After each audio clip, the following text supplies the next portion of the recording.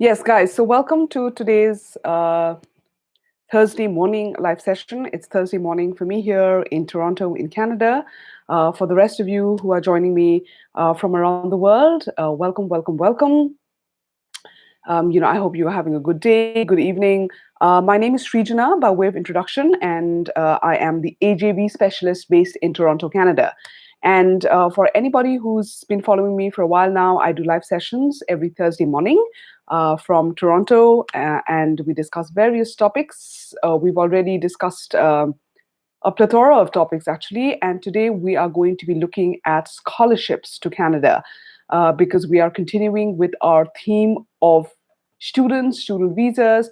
So we're going to look at what scholarships are available to students, how to go about taking advantage of these scholarships, and what the process really is. Okay, so anybody joining me, please be particular that this is our continuation of the student series. And if you have questions on the topic, you know the drill. Put them in the comment section, and as I go about my live session, I will punctuate whatever information I have with taking questions and attend to as many questions as possible. Okay, so I see more and more people joining us. Welcome, everybody. I was just starting off with the introduction. My name is Srijana. I am the AJV specialist based out of Toronto in Canada, and I am actually helping up set up AJV's operations in Canada. So we've done a few live sessions, covered express entry, the specifics of express entry. We've been doing a student series of late. And there's a reason why more and more people are now turning to the study to reside pathway for Canada, given how difficult things have become with the express entry. Okay, I see a lot of questions, as always, whenever I do my sessions. I see a lot of questions on New Zealand, but let's be cognizant of the fact that this is more a Canada session and not a New Zealand one. Whenever my New Zealand colleagues do a live session, they will address all of the border questions. Of course, I understand that New Zealand borders are still completely closed. There haven't been too many reassurances as to when the border situation is going to open, but we can unfortunately, we can be pretty sure that the borders are not going to open at least this year. And anybody expecting to study in New Zealand this year, it looks like it's not going to happen. Okay, so unfortunately, a lot of people have segued to other countries, and Canada being one of them. Canada was always a very popular student destination. With everything that's going on around the world, of course, Canada has become even more popular. So that's why I am doing, a lot of sessions on Canada and the study process here. All right, welcome, guys. Yes, apart from YouTube, people joining me on other forums, welcome. Yes, as always, guys, if you have questions, put it in the comment section. Even if it's not in particular about students, if it's Canada in general, I can attend to the questions as best I can. The endeavor really is to make this as interactive as possible because you don't want, just me spewing out information without there being information exchange. Okay, so put in as many questions. Sahil, hello, welcome. Border opening update, Sahil, like I said already. Canada has a lot of travel restrictions as well, but with Canada, the visa offices are accepting and processing applications. So we are getting student decisions on Canada, and anybody with an approved visa to Canada can travel, and therefore there isn't, this blanket ban like New Zealand has. In New Zealand, things have pretty much come to a standstill, and visa offices in India, a lot of them have closed, and so all of the processing is also moving onshore to New Zealand. And so it's going to take a while before anybody's even going to look at a visa application. So if you guys have applied to New Zealand and waiting for an update, unfortunately, with how things are panning out, it's going to look like it's going to take a while. Okay. Yes, Venus Margin, hi, you're welcome. Trying to give people as much information as possible. Gaurav Sharma, is it true that they have suspended student visa till further notice? I guess it's fair to assume that you're talking about New Zealand. Well, New Zealand, yes, is not accepting student visa applications at all. Canada is. There are decisions coming from the visa offices around the world. With regard to India, India is a part of the SDS process, the Student Direct Stream, which means for Canada, majority of student visa decisions are coming within the 20 calendar day time frame. Okay.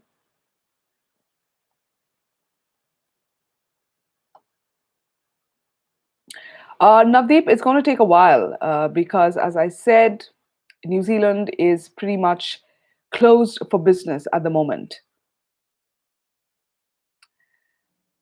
Abraham, hi, welcome. You're watching from Nigeria. Great to know. Borders reopening. As I said, New Zealand is, it's becoming slightly harder to predict. May 2021 is it's not going to be realistically possible because we are talking about a couple of months from now. It doesn't look like anybody is going to be able to start their courses at least this year in New Zealand.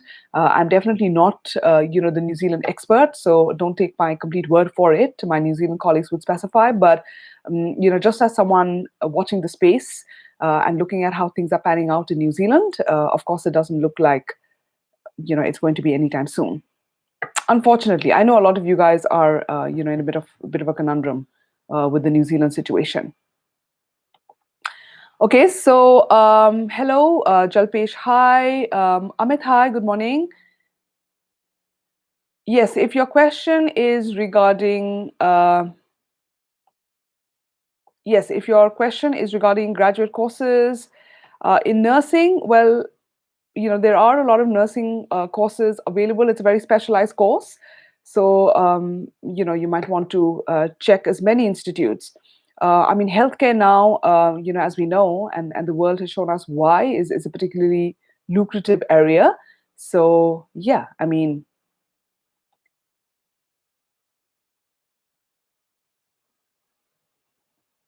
hello, Usman, hi, joining us from Pakistan. Great to know. Hello. After Bachelor of Nursing, Arup, well, it depends. There are such a variety of courses. A lot of people, nursing is a strictly, registered profession here as it should be. So anybody coming from this experience from around the world will have to go through a registration process here, which itself is quite a process. But a lot of people do hospital management, healthcare management, etc. after nursing too. But if you wish to stick to nursing as a integral specialization, then the option is to either do nursing here all over again, because you might have to go through the rigors of the registration process, or choose another related area in healthcare.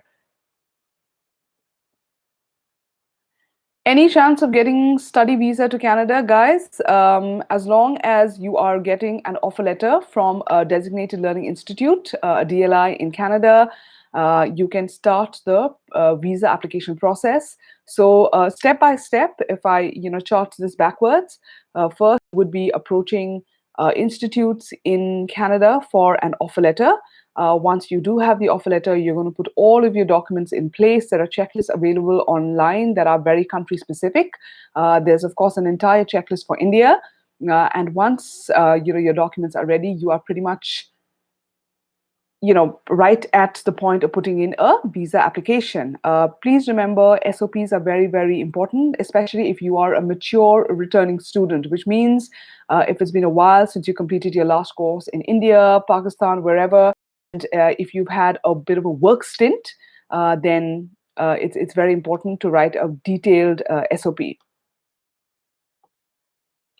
Okay.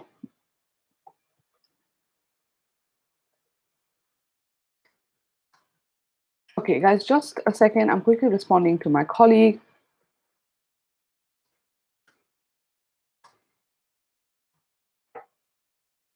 Okay.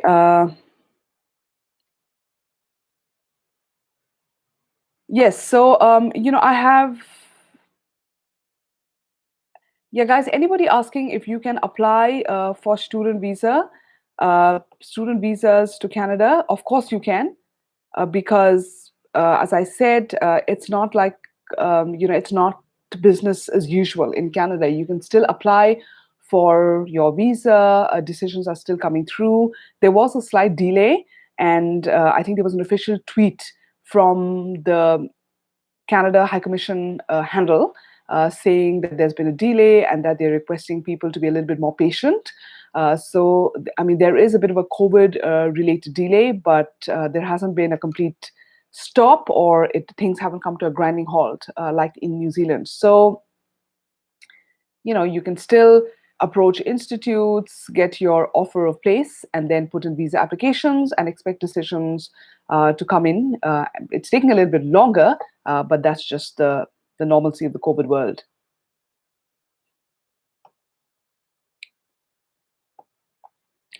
Hardik, good question. How much gap is acceptable after study for student visa? This is a very, very common question for a lot of people who are returning to academics for a while. From my information, and I've spoken to a few people who've had experience, working for the High Commission, gaps in education in isolation, which means as a reason alone is not used for a decline. So if you have had gaps in education, if you worked for a long time, and if you are now returning to academics, that in isolation is not a reason for decline.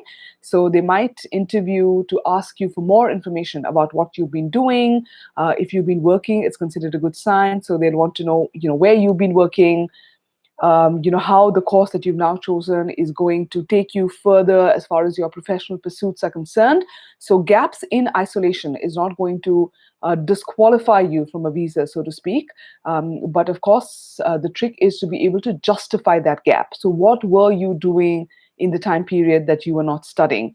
Were you working? Were you working for a credible place? Did you have other entrepreneurial ventures? What were you doing? And does the course that you have chosen tie in nicely with everything that you have done and everything that you wish to do in the future? That, guys, is the link to your student visa interview. And New Zealand and Canada do very, very similar interviews in terms of question, quality, structure, etc. So visa officers want to know what have you been doing and why the choice of course at this particular juncture in your life. So that's what you've got to be able to establish when you have an interview. Okay, so no country in the world has a set benchmark. Canada, New Zealand, etc. They're not saying, oh no, if you have a gap of more than 3 years, you don't qualify, or 4 years, you don't qualify. There is no set in stone number of years. But if you do have gaps in education, please realize that your case might be a tougher one to crack, which means there will be more scrutiny. There might be an interview. Visa officers might want to know what's been going on during this period, and that's the justification that you will have to provide. And this is with any country. It's not very Canada specific. Okay, I hope I answered that question. Arup, PG courses in nursing, not too many that I know of, but my admissions team might be able to find you something with the institutes that we have a tie-up with. So leave your contact details behind and we can always get back to you. Not that I'm aware of anything off the top of my head, because there aren't too many specific PG nursing courses that there's an uptake from, especially from the Indian region. So we can definitely do a little bit more research for you with regard to that specialization.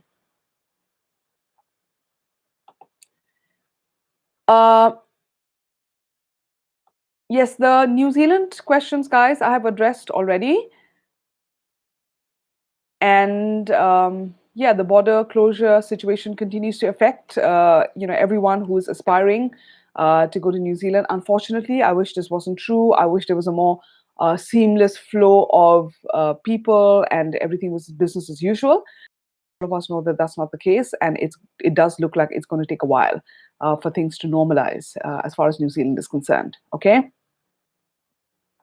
Okay, so guys, today we're looking at a few scholarships to Canada.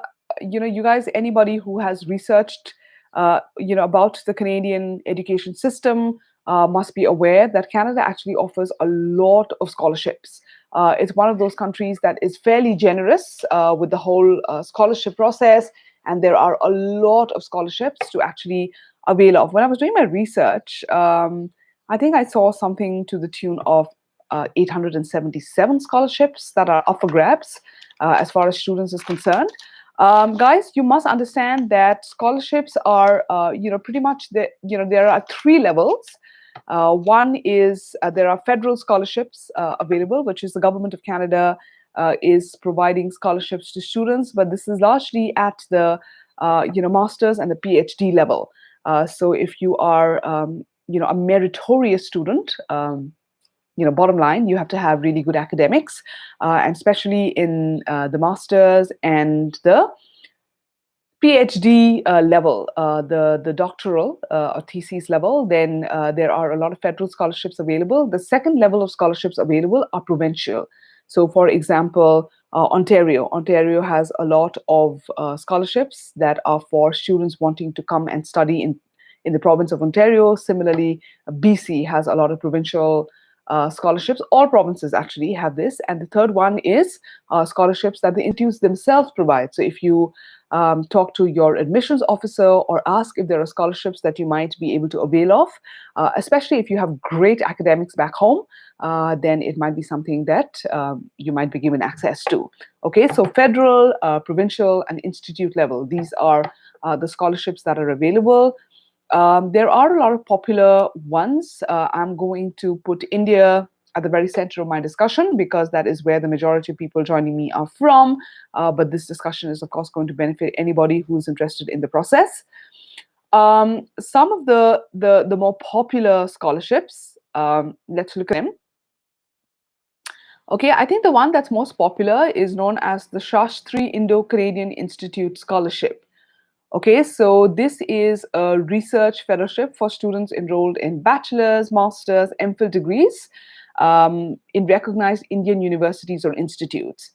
And they are interested in undertaking research in a Canadian university. So that is the Shastri Indo-Canadian Institute Scholarship. So even if you are doing the course online, you are eligible as long as you are doing research in a Canadian university and you belong to a partner institute in India. Okay, guys, I'm just throwing out the names of institutes. Please, if you want to, delve into this, please do your individual research on these scholarships. Of course, my admissions team will also be able to help you if you are, willing to pursue this.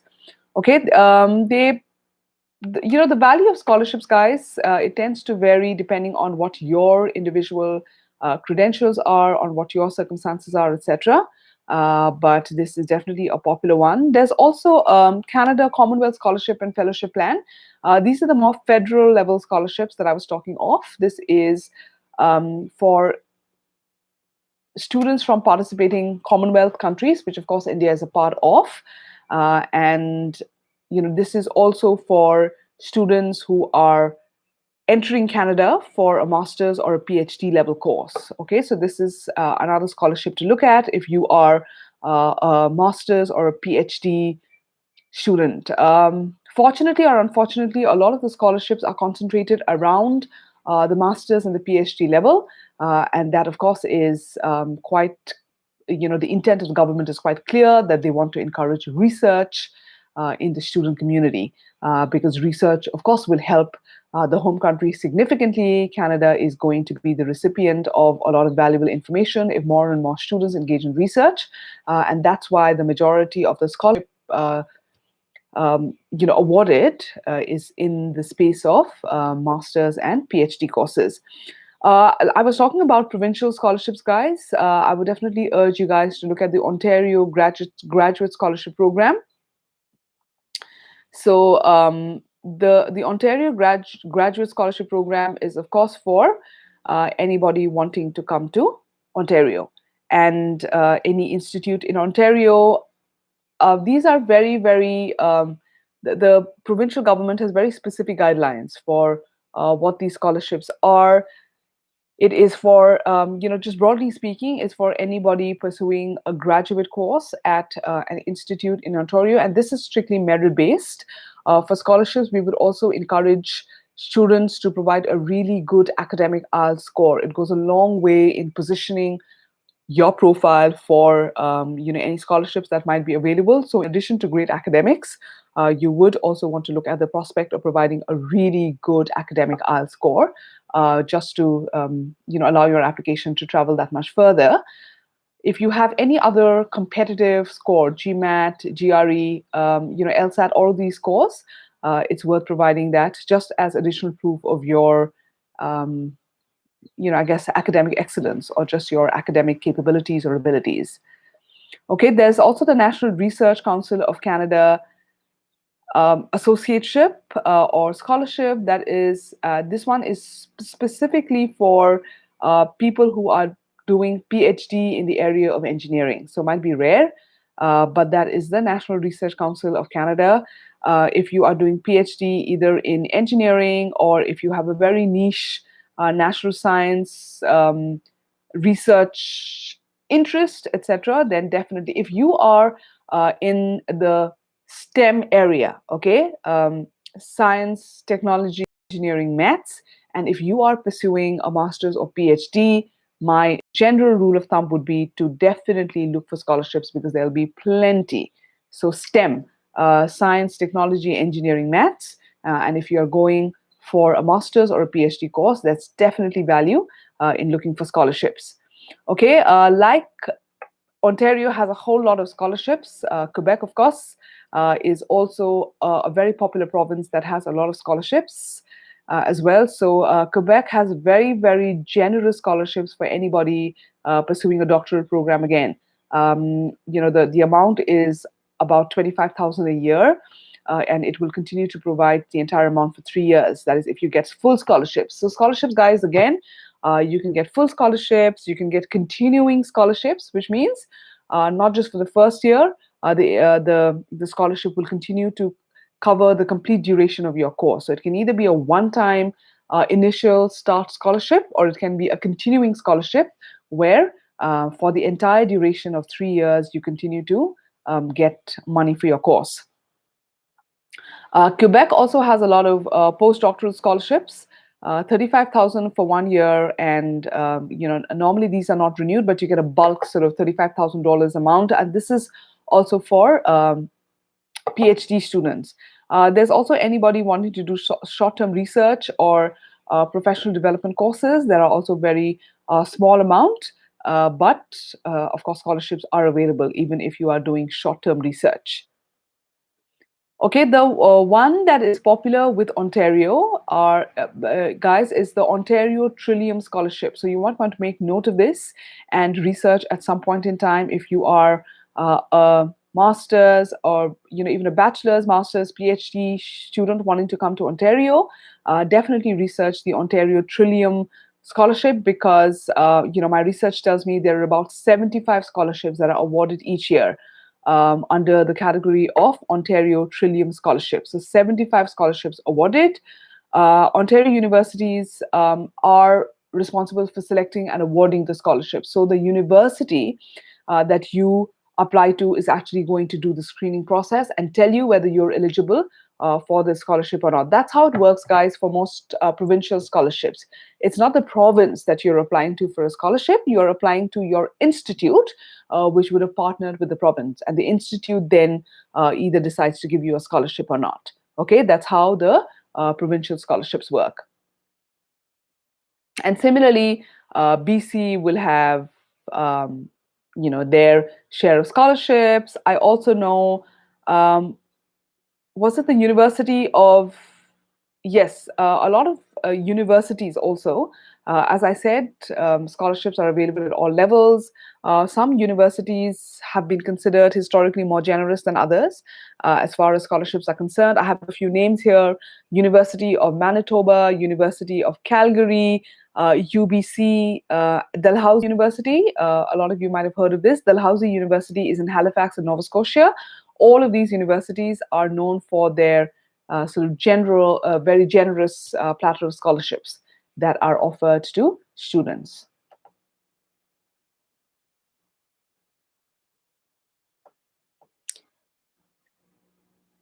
Yes, guys, you can continue to put your questions.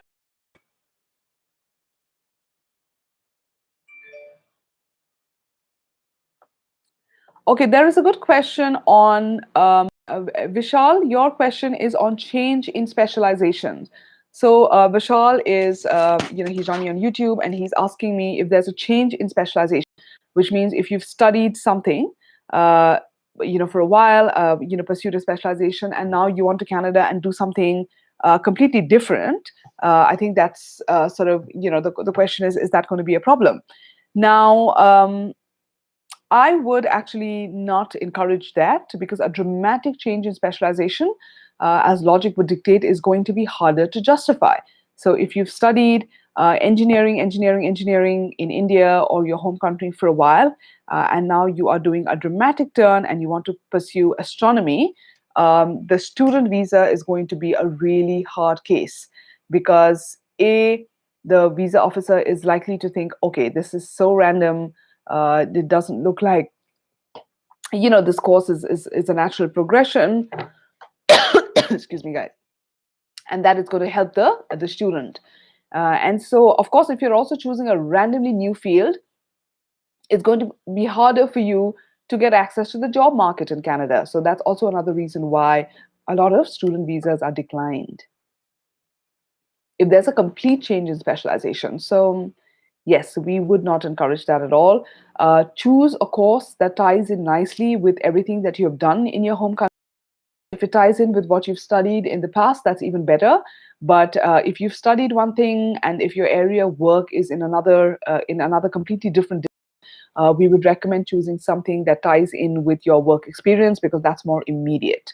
Okay, but always try and establish some sort of continuity with your choice of course, because you don't want it to look like, oh my God, this is such a deviation from what the student has been doing.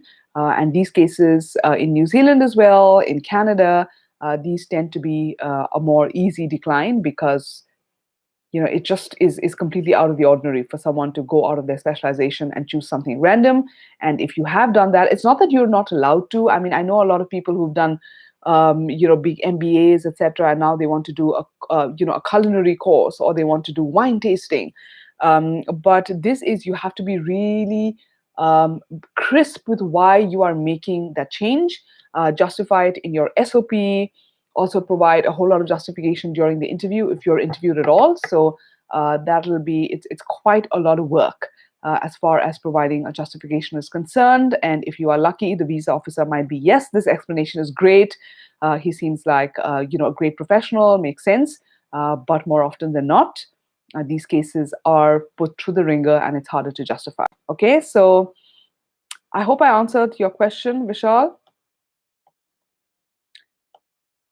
I see a lot of questions, guys, on the PR process in Canada.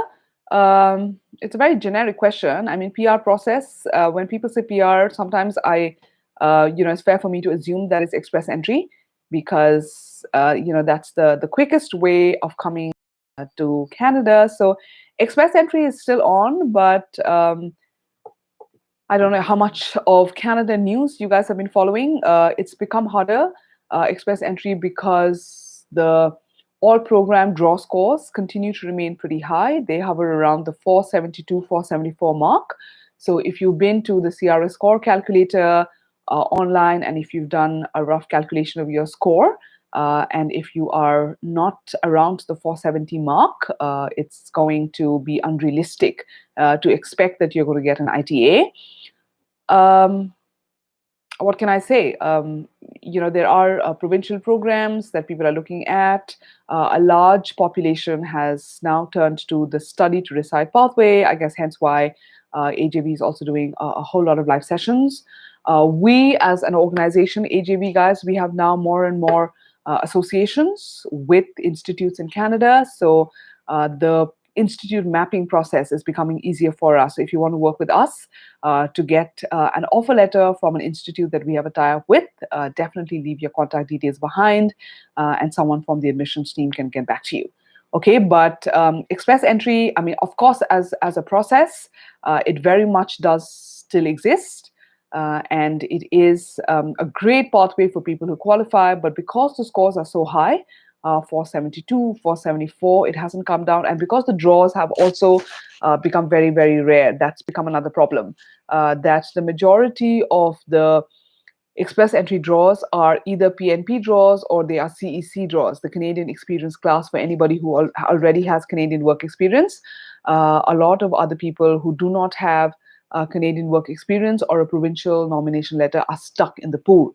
And that's why people are saying, let's look at alternatives, let's look at other pathways. Okay, that's my spiel on the PR process. Harish, PR policy compared to New Zealand, both New Zealand and Canada are point-based PR systems. So if you are completely new to the system, both Canada and New Zealand allot points for various parameters of your profile. So there are points allotted for your age, your English language acquaintance, which means your English language scorecard, which is IELTS, general IELTS. You're given points for level of education, number of years of work experience, whether you have family in the home, in the country that you're going to or not.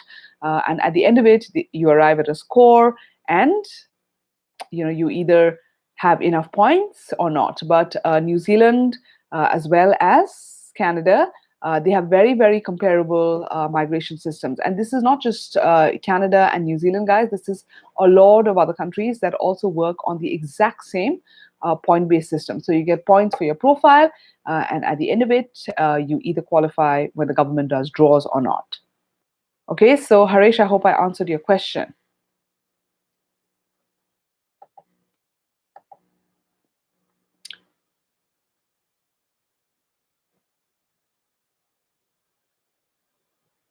Okay. Your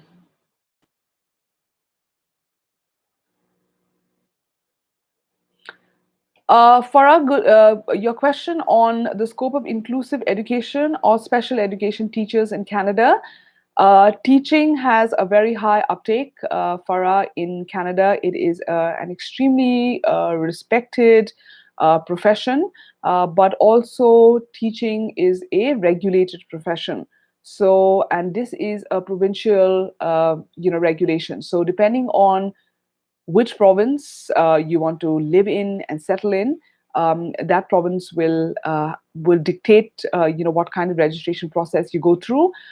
Working with kids, working especially with kids with special needs or any sort of vulnerable population section, they are very, very careful about registrations, licenses, police clearances. So there is a whole lot of regulations to comply with when you come to a particular province, and it might help to check with the regulatory requirements of the province that you are coming to. But teaching is, while it is a very respected and popular profession here too, the process of becoming a registered or a licensed teacher is quite an elaborate one. So you have to look at the provincial regulatory body that governs the process.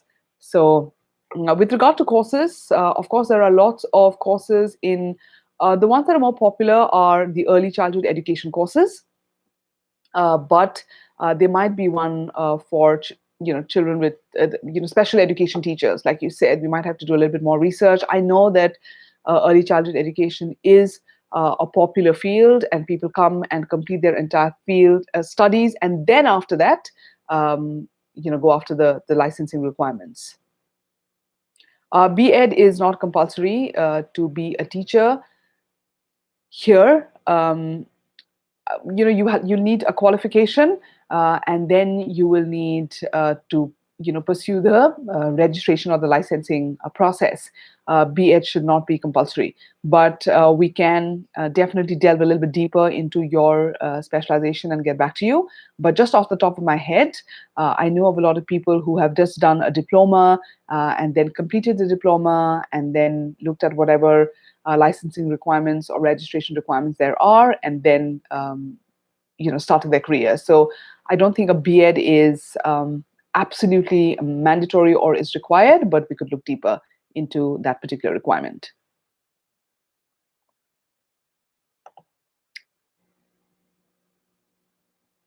Okay, so While studying in New Zealand, can I apply for skilled migration program? Guys, let's keep the question specific to Canada. This is not a New Zealand session, but in New Zealand and in Canada, I can tell you just very generically that the study to decide pathway is the same. So first, you choose a course, right, in whichever country that you want to study in. The second step is, of course, is to pursue that course and to complete the course. Once you complete the course, you move on to what is known as a postgraduate work permit, which means the government is saying, well, you've come and studied here. Here is your opportunity to get work experience. And once you get at least a year of work experience, you can apply for residence. It's the same process in New Zealand as well as in Canada. So that's your study to decide pathway. We call it a pathway because you move from one step to the other, and it's charted out that way. So in New Zealand as well. So while you are studying, you cannot apply. You will not be eligible. You won't have enough points likely, but you can apply for PR and you can check for eligibility for PR at 2 points here at the end of your course completion. Check for your PR eligibility at the end of your 1 year work experience duration. So there are 2 points at which you can potentially apply for PR. Okay.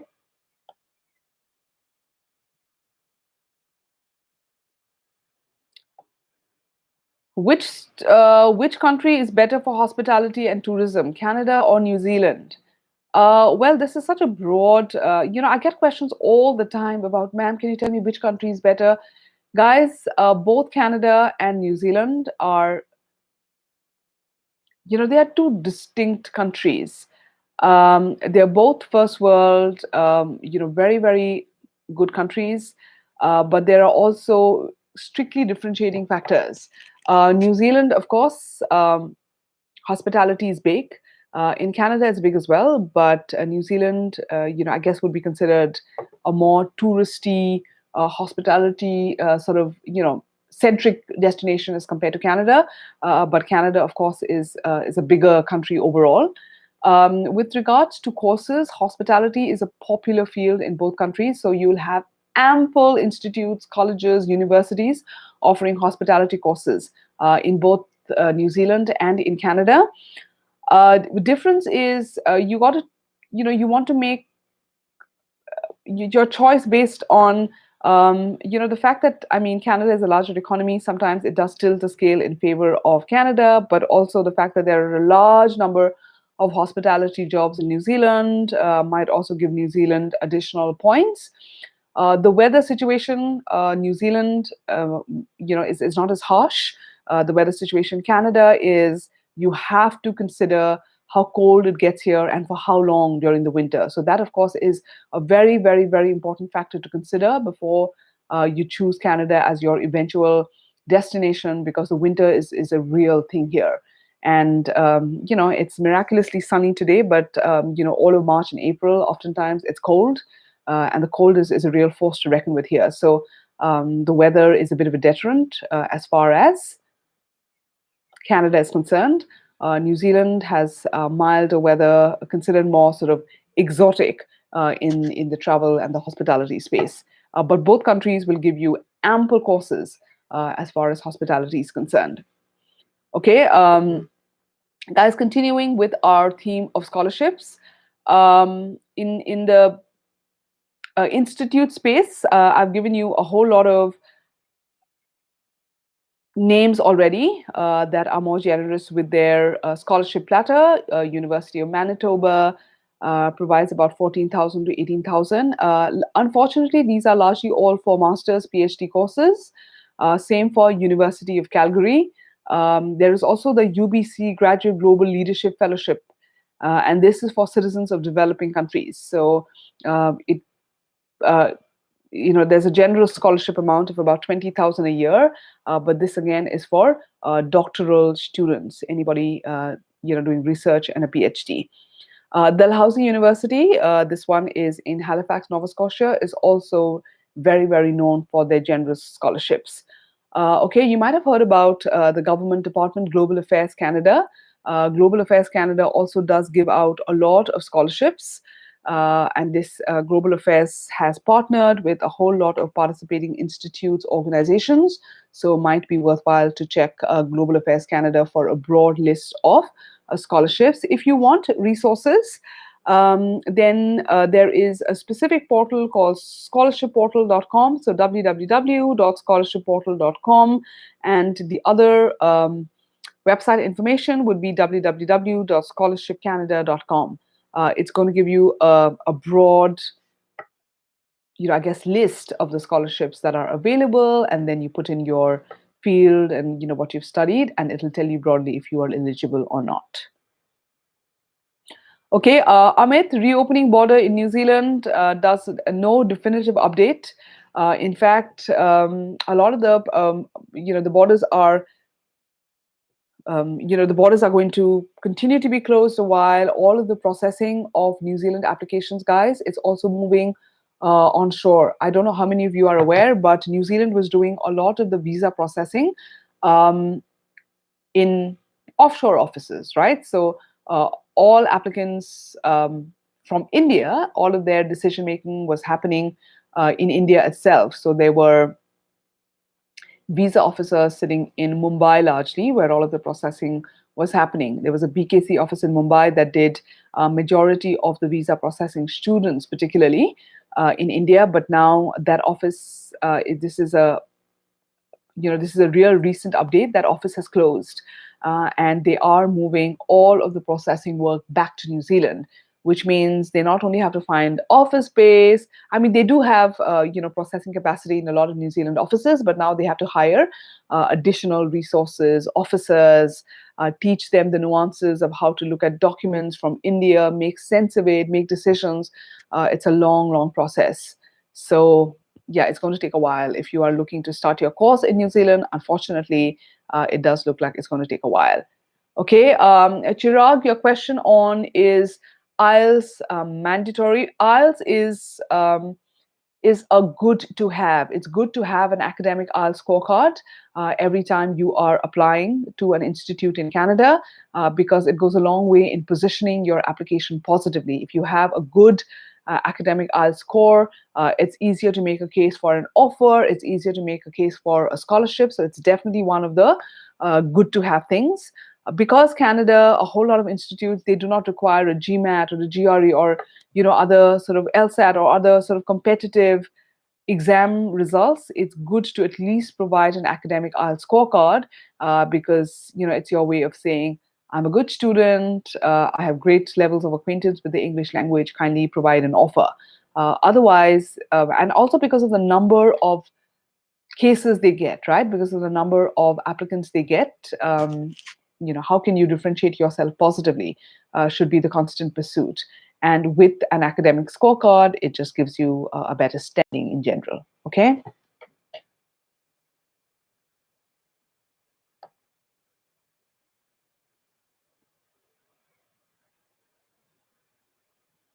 Guys, the specific, I have a lot of specific queries here, and I have studied this. Tell me what I have to study next, this and that. I won't be able to discuss individual cases here, but I can definitely make my admissions team work with you guys because this will, require us to, do a deep dive. What have you studied? Which institutes in Canada? What's the entry criteria? So this will require customized work on your profile. So please leave your email ID, contact details behind, and I will definitely have someone get back to you guys. Okay, so Chamod, again, your question is on New Zealand. There's been no definitive border update yet. My colleagues might be able to address this, but everything continues to remain closed in New Zealand. Anybody who is aspiring to start their course in 2021, unfortunately, guys, I don't want to be the bearer of bad news, but it doesn't look like that's going to be possible. So you might get deferred intakes for 2022. Please contact your institutes also, stay in touch with them, write a follow-up email and ask them about, can I defer my offer, or what offer date or what course start date can you give me next? Because it's good to, maintain those communication channels with the institute, okay?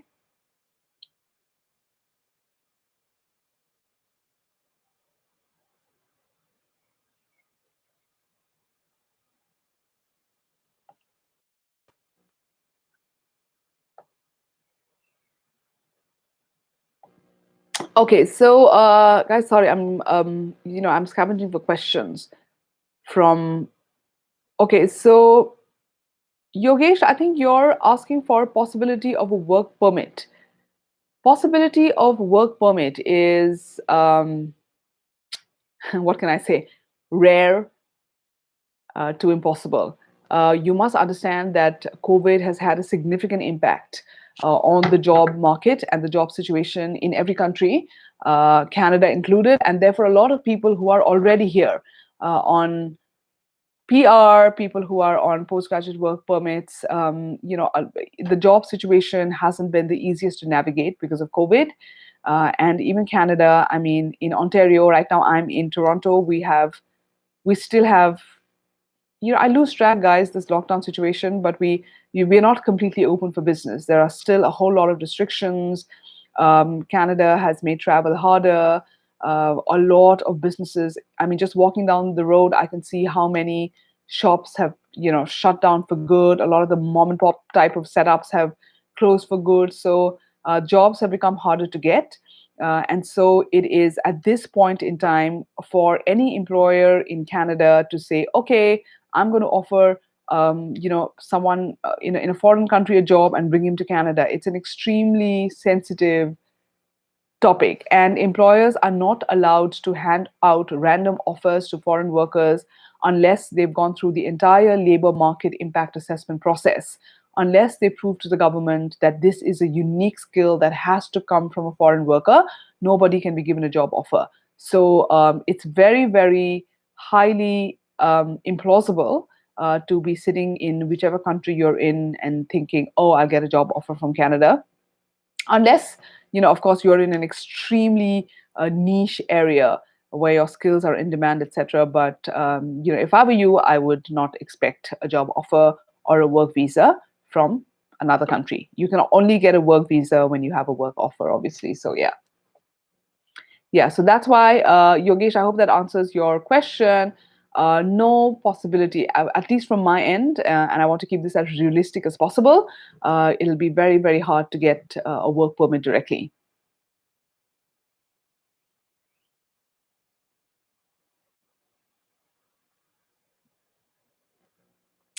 Mohammed, hi. I'm doing good. Thank you for asking. There are institutes who, yeah, I think there are some, I've heard of this though, that some institutes sponsor like a study visa. So they will not just give you an offer, but they will also pay for your study visa process.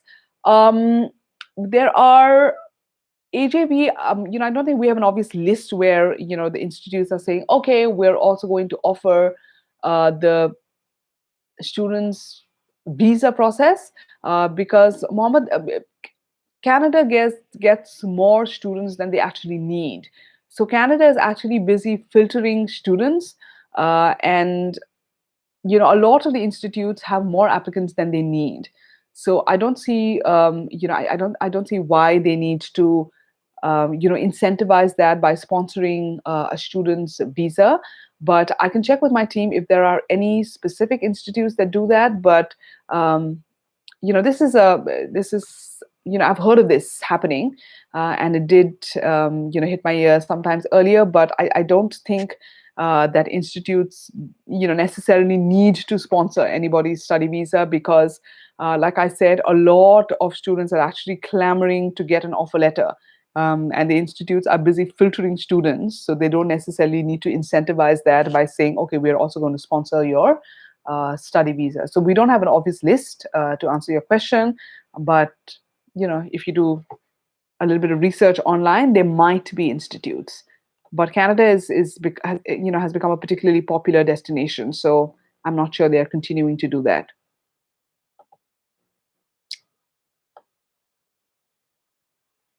Uh, Guys, I don't want to take questions on New Zealand, please, because it's getting very, very specific. Essential skills, etc. to New Zealand. There will be, if you follow, updates, and there are a lot that are on New Zealand. So just addressed list, because when are they going to allowed entry to shore if there's a specialized process for essential skilled workers. Chomod, that's the wanting to go to New Zealand are now stuck. New Zealand is not allowing them entry. As a Canada spoken to, all right, it's also a study in New Zealand. I am now going to look at what options are available. I have done a lot of these with people who are now saying, process. A lot of people are saying, okay, let me look at Canada. A lot of people are also looking at Australia. A date and say you're going to be able to start your course around 2022, if at all.